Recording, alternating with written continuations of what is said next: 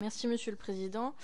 Mesdames et Messieurs les représentants des entreprises de l'énergie, pour commencer, je veux rappeler un état de fait que vous avez vous-même rappelé.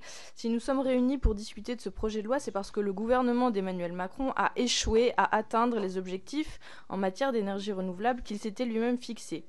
La réalité des chiffres de janvier 2022 est implacable. La France est le seul pays de l'Union européenne qui ne les atteigne pas.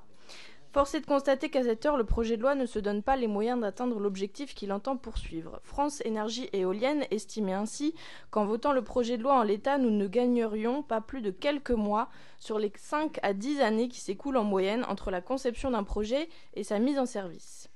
D'abord, le retard français semble surtout s'expliquer par le manque de moyens humains des services de l'État chargés de l'instruction des projets. J'aimerais vous entendre sur ce sujet, c'est ma première question. Nous défendons en ce moment dans le budget la création de nouveaux postes d'instruction des projets pour soulager les DDT et les DREAL, au sein desquels de nombreux postes ont été supprimés, comme en témoigne le rapport de la Cour des comptes de mai 2022. En matière d'énergie renouvelable, le gouvernement déplore donc les effets dont il chérit les causes. Ensuite, deuxième interrogation, on nous propose ici un cadre transitoire de 48 mois qui traduit à mon sens une forme d'empressement désordonné.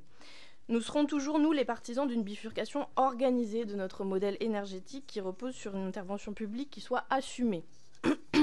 Il faudrait donc pour les énergies renouvelables de la stabilité et de la sécurité juridique plutôt que des soufflets dérogatoires qui seront vite retombés. Je serai preneuse donc de vous entendre sur ce sujet. Et enfin, troisième question, l'État doit faire de la bifurcation énergétique le gisement des emplois de demain, création d'emplois qui participeront d'ailleurs au partage de la valeur, à la désirabilité de ces énergies. Nous devons donc bâtir des formations qualifiantes et restructurer les filières industrielles indispensables à la maîtrise de toutes les chaînes de production.